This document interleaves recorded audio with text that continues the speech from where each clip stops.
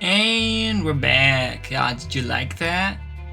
Like that cliffhanger? I mean, with a line like, "What follows, however, makes even her worst nightmares pale in comparison." Like, come on, that has to end it. That has to end the video there. It's the rules. I'm sorry. Let's see what it is. The organism has made a very strange request. This is the first time it has asked for anything other than food and reading material. I can hardly believe it, but it wants to consume the sperm of living hell. The sperm of living creatures. This is separate from its desire for food. Once again, it describes this impulse as instinctive. Now that it has declared itself a life form that requires the seed of males, it has begun to identify itself as female. After today, I suppose I shall have to start calling the organism a she. Is the personality that she has begun to exhibit really just an imitation created for her amusement? Ever since she started to immerse herself in our literature, she has been acting astonishingly human. She identifies herself as female and already possesses an enormous store of cultural knowledge. Is she trying to create a human identity for herself based on these? I've seen her laugh, grow angry, and today she cried. Is she just copying our emotional displays? If not, then she is already. Is the soul something that any intelligent life form can acquire? I feel that I'm witnessing something more mysterious than the genesis of life itself. Today is her birthday. Although it's a year late, I want to give her a special gift. Saya was the name of my mother's cat. In childhood, she was my sole friend and my beloved. I decided long ago that if I were ever blessed with children, I would give this name to my daughter. Happy birthday, Saya. Let this be the name of your soul. You have earned it. The ability that Saya has discovered in herself is showing more extraordinary results each day. I have no doubt that she is a kind of artist. What exactly is that she created in her body from what exactly is it that she created in her body from the rat semen I gave her? At this point, I can only surmise that it is a type of retrovirus, a reverse transcriptase enzyme that creates exactly what she desires. The rats that have been transformed by her are so very beautiful now. The many enzymes secreted by her body and various appendages she uses are discussed in detail in my biological observations, filed separately. Here, I will say this.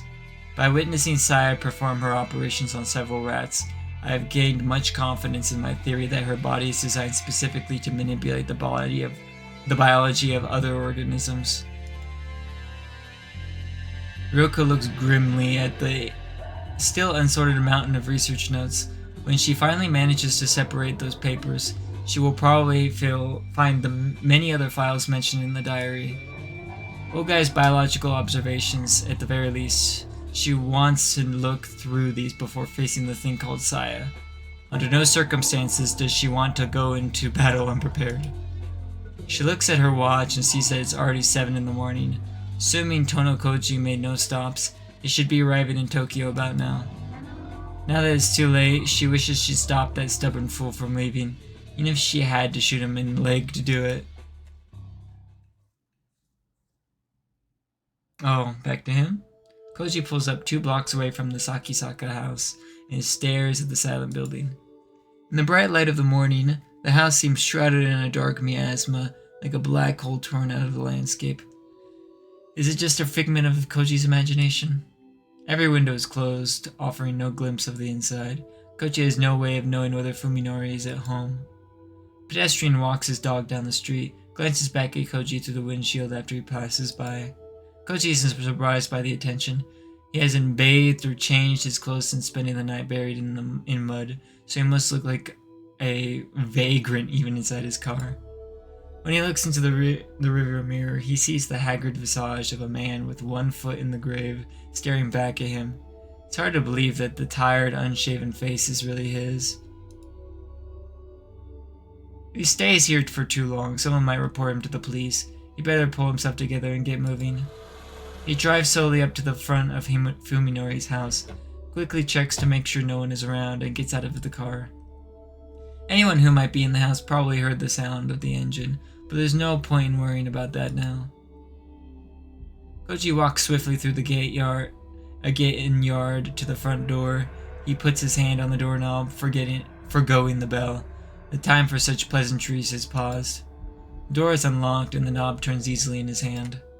He puts his ear to the door and listens for any sign of life. He's acting like a thief, he realizes with some shame, but that is the least of his worries now. No sound from within. After checking the street again to make sure no one is looking, he quickly opens the door and disappears inside. An indescribable stink immediately assaults his nostrils. He's already prepared for anything. However, so rather than discourage him, the stench only sharpens his caution into a razor's edge. He has crossed this threshold many times in the past, and his memories of days spent here are still bright. So why does it feel the same ominous, blood-chilling aura that permeated Ogai's home and cabin? Anger and sorrow seizes Koji's heart, as though a dear friend's grave has been defiled. Koji doesn't remove his shoes before entering. Oh my god, what a savage. He knows why he's here, and it's not to be polite. Every storm shutter is closed, filling the house with gloom, and he can see nothing but pitch-black darkness through the open doors in the hallway. He should have brought his flashlight from the car. He thinks ruefully, then remembers that he dropped the light when Fuminori attacked him. It's still lying in the backyard of the cabin in Tochigi. The house might be empty. Then again, it might not. Each particle of the air chain seems charged with silent menace. Is his enemy lurking somewhere in the darkness? It's not hard to imagine Fuminori waiting for a chance to take him by surprise and finish what the well failed to do. Koji walks down the first floor hallway, then climbs the stairs and checks the second floor too. He moves slowly and carefully, keeping his senses sharp, but feels nothing watching him from the shadows. After completing his rounds safely, he is convinced that the house is empty. He suddenly realizes that his right hand is touching the cold steel of the gun in his pocket. Did he intend to draw the weapon upon encountering Fuminori? Now that Koji thinks about it, his own actions seem mysterious to him. What is he planning to do when he meets Fuminori? Will he lay into him with curses and epithets? Will he force him to turn himself in, or will he? Koji shakes his head. This isn't the time for such hopeless questions. If he keeps thinking, he'll stop moving. If he stops moving, fear will paralyze him forever. His only choice is to keep marching on. He has to close the distance to his prey. In any case, Fuminori isn't home. What form the reunion takes will probably be decided at the moment of their meeting. All Koji has to do is not hesitate when the time comes. Still, why does the whole house smell like stagnant water? It's been 3 months since Fuminori's distanced himself from his friends. Just what kind of life has he been leading all this time? Oh, buddy, you don't know the half of it. Oh no, he entered the room. Koji enters the living room and feels along the walls for the light switch. The moment he flips it on, the answer to his question is revealed. Yep. Yeah, meow, exactly. How far has Fuminori gone?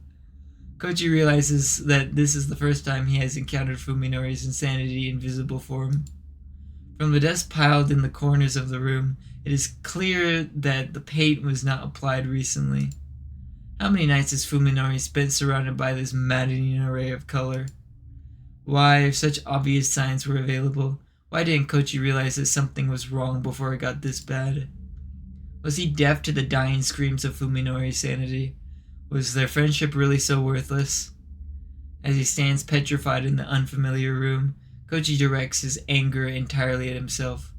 If he could, he would like nothing more than to apologize to Fuminori for failing to help him through his suffering.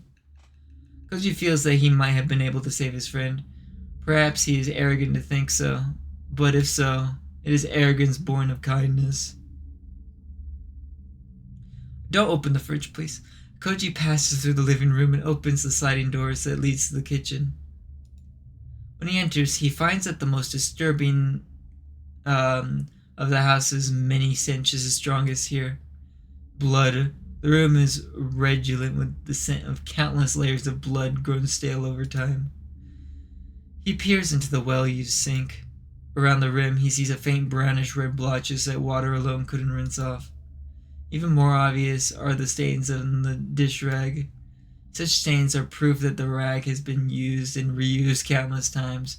But what could it have been used on to make it that sickening burgundy color?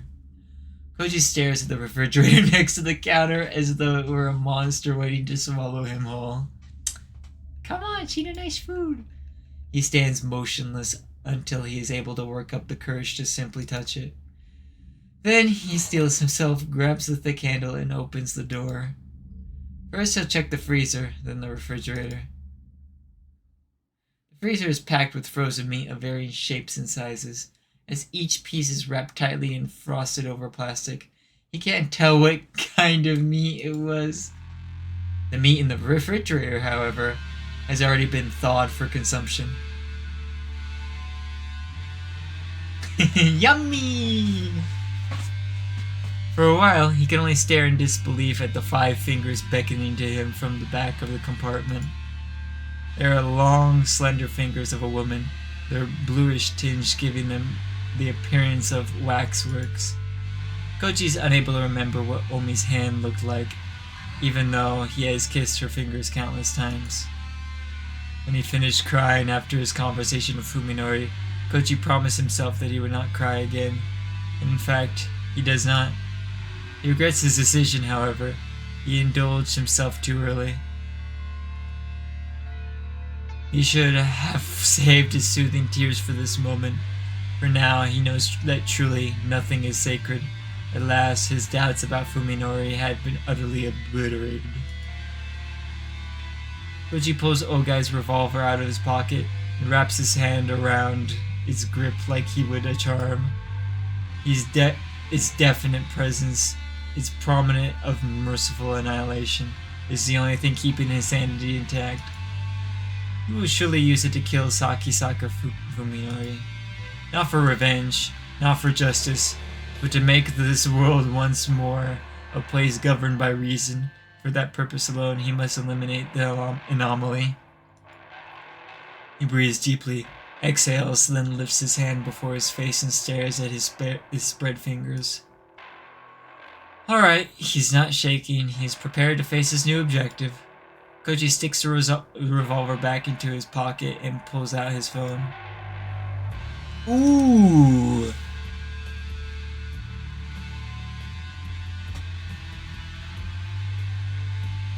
Decisions. Saving time. I think you should call Ryoko. That makes the most sense. If he calls Fuminori, it's probably fucked. Yep, Ryoko, let's go. I'll do the other ones later. The ringing of her cell phone interrupts Ryoko's labors. When she sees that the caller is Tono Kochi, she unwittingly breathes a sigh of relief.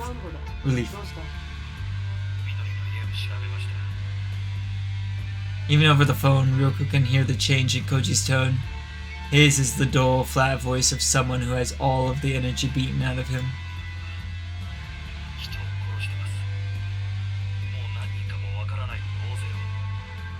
Yummy! His first steps into Ryoko's world have already brought him face to face with something particularly gruesome. In consideration of his probable state of mind, she decides to say nothing.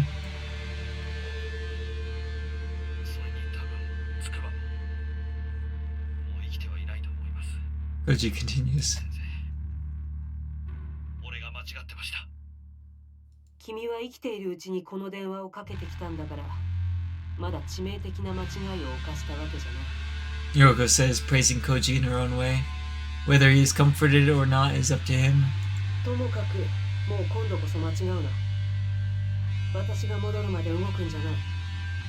君が相手にしているやつは、一筋縄じゃいかない相手だ。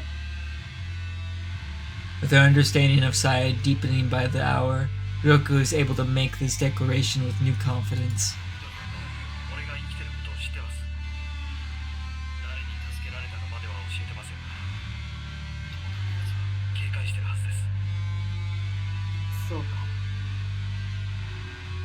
Koji's actions are rash, but there's no point regretting them now.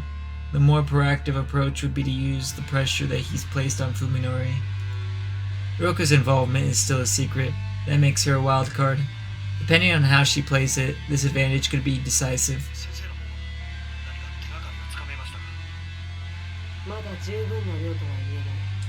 Ryoko answers, glancing sidelong at the loose leaf pages still scattered across the table. 夜までには目処をつけて、夜半には東京に戻ろう。それまで君は余計なことをせず、おとなしくしていい。Okay. The lack of emotion in Kochi's voice is actually reassuring to Ryoko. He's a machine now, able to do whatever it takes to accomplish a single goal, the extermination of Sakisaka Fuminori. He is even willing to accept help from Yoko, whose principles hardly mesh with his. Praiseworthy change indeed. After Ryoko hangs up, she gloomily counts the stacks of loose leaf that still need to be restored. There's no time left. She'll only be able to get the general picture. If she has to go into battle with only fragmentary knowledge, then there's one thing that she absolutely must decipher. Ogai's biological reports, which should contain information on the strengths and weaknesses of the organism called Saya. All she can do now is pray for luck that she dives back into the mountains of paper. Man. Oh, hi. Hey, Fuminori. Today was the first time I've driven since my accident last summer. The proposition was always too dangerous to consider, given my inability to recognize roads and cars. Things have changed, however. In the 3 months I've had to adapt to my condition. I know what cars and pedestrians look like now, and even though I can't exactly see colors, I've learned to decipher lights and turn signals. I still can't read street signs, of course. Nevertheless, I managed to make it safely to our destination with Saya and Yo in the back seat. It was Saya who came up with the idea for our new hideout, an abandoned building she discovered while living with Dr. Ogai. In these hilly suburban residential areas, it's not hard to find thick patches of undeveloped forest just off the beaten path. Saya's old playground is located in one such secluded area, unaffected by the flow of everyday life. It used to be a privately operated sanatorium hidden among the silent trees. After the owners went bankrupt, it remained unsold and was eventually forgotten. After I left Saya and Yo at the hideout, I returned to town to make some preparations. Now I'm finally back at our new refuge. I liked this ruin from the moment I saw it. Mountains of construction materials and garbage litter the front yard, forming a serviceable barricade. This place looks even less likely to receive unwanted attention than our house. Since my brain sees humans as revolting monsters, places they've been tend to stink or seem covered in filthy slime. Ruins like these, long empty of life, are the places I find the most restful. Tadaima. I call out to let them know I'm not a stranger. Then I go down to the basement where they're hiding. Yay, Saya! もう全然問題ない。一方通行の標識もどういうのか分かったし、スピードさえ出さなければどこを走っても大丈夫だよ。で、そっちは？一通り調べたけど、やっぱりあれからずっと人が来た様子はないみたい。ここは安全だよ。そうか。ならいいんだけど。 I'm a little worried that this abandoned building could become a hangout for a biker gang or homeless people. 多分表に積み上げてあるゴミのせい。あれはい普通の人間にはちょっと耐えられないんじゃないかな。Doesn't bother me at all. I rather like it, in fact. But of course, normal people would feel differently. で、文則の買い物はいいの見つかった？あ、もちろん。 Oh jeez. I proudly unwrapped the weapon I bought from a camping goods store. A 1 meter long wood axe, the biggest and sturdiest I could find. 刃渡り15センチ以上のナイフは銃刀法違反だなって張り紙してあるのに、その隣でこんなの売ってるんだよ。お笑いだよね。 Yeah? I grip the axe with both hands, testing its dependable weight, then swing it like a baseball bat. The deadly steel blade sweeps through the air right where a person's neck would be. Yo, who sprawled out on the floor, flinches at the sound and curls herself into a ball. No, you're scaring the dog! 切れ味とかどう？ Huh? 試してみたら？いや、それはちょっと。 I definitely wasn't expecting Saya to suggest anything so brutal. 心配いらないよ。今のような体だったら刃物とかはあの傷は割と簡単に治っちゃうから。いや、それにしたって痛いだろ。そっか。Yeah, I guess it'll hurt a bit.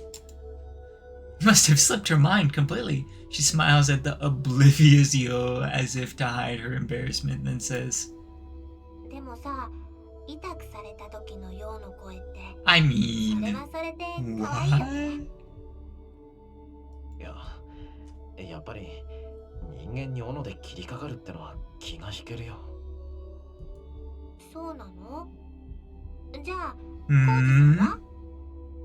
そりゃだって。 Yeah, of course. Should be obvious, but I guess that Saya still doesn't やつは understand. 僕には人間に見えないから、切ろうが潰そうが平気なもんだ。 Easy. そんなに違うんだ。 Yeah. そうさ。人間には良心があるからね。どんなに憎い人間だろうと、人を殺すと思うとブレーキがかかるもんだ。そこが僕の称賛でもある。本当に？ Yeah. Saya seems awfully subdued. I guess she's concerned about what'll happen when I have it out with 体 Koji. 格じゃあいつが上だし、普通に喧嘩したんじゃ勝ち目は薄いかもしれないけどね。でも、僕にとっての化け物退治が、あいつにとっては人殺しなんだ。こいつは大きいよ。 Yep.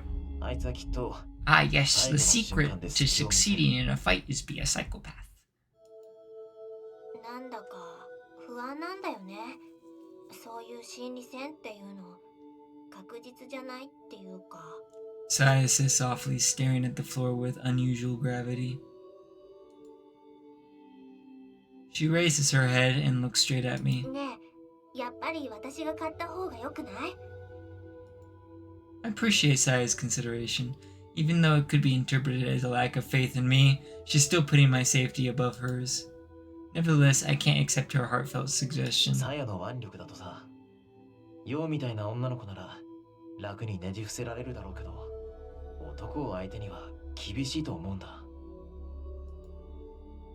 The bitter memory of Saya's rape is still fresh in my mind. Saya falls silent for a moment, seeming to understand what I'm thinking, but then comes right back to stubbornly press her case. でもね、あのおじさんも最初の不意打ちはうまくいったの。大抵の人間はね、作用を見たら力 I don't know, man. I don't go limp when I see you. What? 病院だってそうだった。平気で話しかけてきたのって文則だけだよ。まあ、それも一理あるかもな。 Can't imagine it personally, but I suppose it's possible that Saya's appearance is shocking enough to make someone lose their nerve. Suzumi was able to gain the advantage because he had the same condition as me, which let him see Saya as a cute girl. Fear doesn't necessarily make people weaker, however. Depending on the situation, it can even send someone into a berserk rage and make them even harder to put down. In other words, such a tactic would be the same sort of gamble that Saya is worried about. じゃあさ、さや、こういうのはどうだろうか。 When I tell Saya the new plan that just popped into my head, her gloomy frown turns into a bright smile. それね。ふみのりってあったわいい。 Are they gonna work together? 何もそこまで。 Yeah. Isn't she like a super genius? She's saying you're so smart. It's not exactly a great plan, but I guess the fact that it lessens the risk to me is enough to excite her. She's so easy to please, but that's part of what makes her so cute. で、いつ頃来るの？コウジさん。わからない。いずれ奴の方から電話があるだろう。そしたらここに誘い出して仕留める。Koji will come. I know that he won't leave us alone. We can just keep running now that we've started, but I want to eliminate Koji as soon as possible. Therefore, when he contacts me, I intend to meet with him unless it's in an obvious trap. せっかく人間一人分の肉が仕入れられるのに、ここだと腐らせちゃうね。冷蔵庫ないし。他の動物を誘う餌にできないか。野良猫とかカラスをおびき寄せてさ。それ Okay. 危ないよ。万が一取り逃した時、よそに持っていかれて他人に見つかったら大騒ぎになるよ。That's true. そっか。 Yeah. それもそうだ。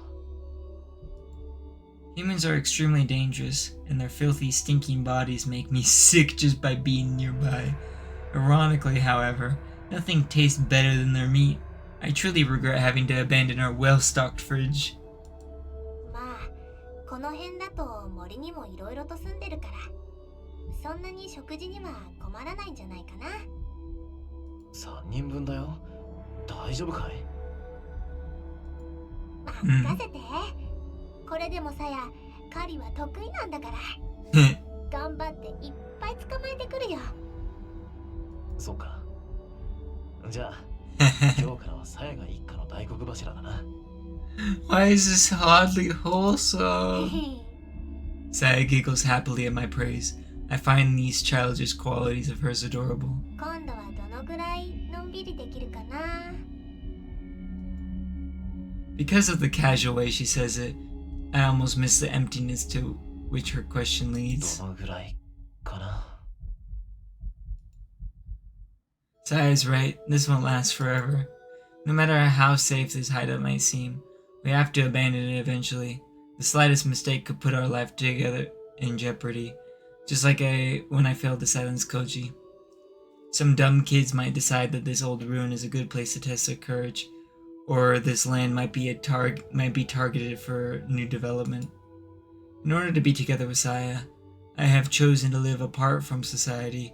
We will never find lasting peace in this world teeming with humans, not unless we can somehow escape from it. 長い旅だと思えばいいさ。Yeah. I pull Saya into my arms and fold my hands around her slender shoulders, then whisper. どうせ人生なんて旅みたいなものなんだ。永遠に変わらない場所なんてない。Damn. 時の流れを見送るか、自分自身が流れていくか、それだけの違いだよ。そうだよね。Saya smiles softly, perhaps in resignation, perhaps in sadness. Either way, there is peace and contentment in her expression. それでも一人ぼっちじゃないし。だからさやは寂しくなんかないよ。Nope. あ、 I have no regrets. Okay. As long as I can hold Saya in my arms, I will gladly pay any price. それにね、 She adds brightly, trying to cheer me up. いつかは私たちが人目を忍んで暮らさなくてもよくなる日が。 What do you mean by that? それは約束してあげるから。 It sounds like a fairy tale, but for some reason she seems absolutely certain. それは明日かもしれないし、ずっと先のことかもしれない。いつ印が来るのか私にもわからないの。 Huh. 初めてのことだからほんのちょっぴり怖いんだけどね。 What do you mean? I have no idea what Saya's prophetic words mean, but this isn't the first time that she said or done something mysterious. She's performed any number of miracles already. 僕らにも希望があるのかい？ She says with a cheerful nod. きっとそれがさやが文則に送ってあげられる最後のプレゼント。さやの最初で最後の務め。 Okay.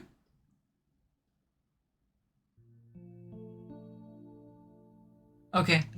That's where I'll end it for today.